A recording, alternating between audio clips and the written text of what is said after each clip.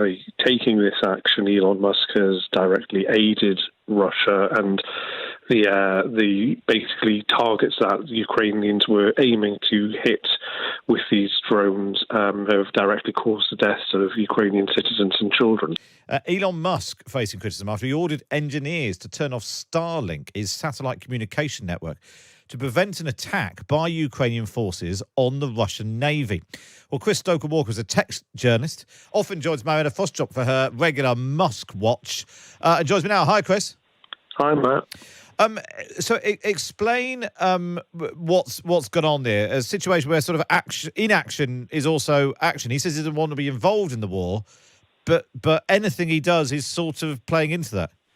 Yeah, and critics of Elon Musk and indeed the Ukrainian government, an advisor to President Zelensky, has come out and said that by taking this action, Elon Musk has directly aided Russia, and the basically targets that the Ukrainians were aiming to hit with these drones have directly caused the deaths of Ukrainian citizens and children. So this is a bit of an excerpt from a book coming out about Elon Musk by a tech journalist called Walter Isaacson, which alleges that Musk essentially pulled the plug on Starlink, which is a satellite internet connection that has been used by the Ukrainians after the Russians tried to sabotage existing connections, traditional ways of connecting to the internet.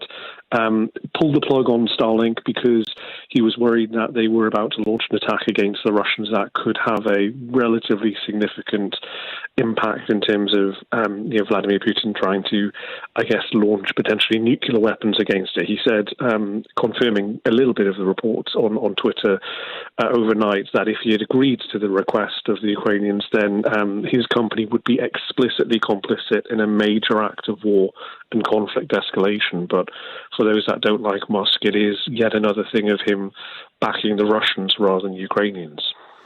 And I suppose this is just another reminder that perhaps he hasn't always totally thought through the full extent, the consequences of his actions. That if you build if you take on a social media network, that comes with pluses and minuses. If you build a satellite network that is going to be used by military, then you're going to find that network at the centre of conflict.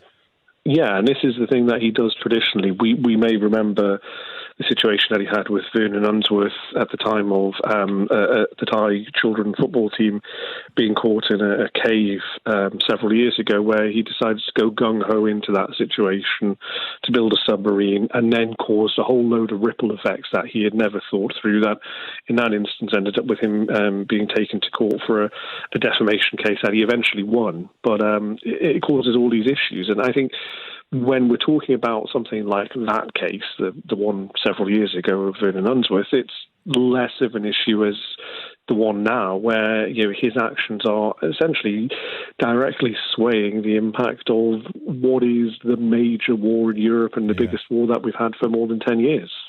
Chris, thanks so much for that. Chris Stoker-Walker, tech journalist, joining us to reflect on Elon Musk ordering his engineers to turn off Starlink, his satellite communication network, to stop Ukrainian forces attacking the Russian Navy.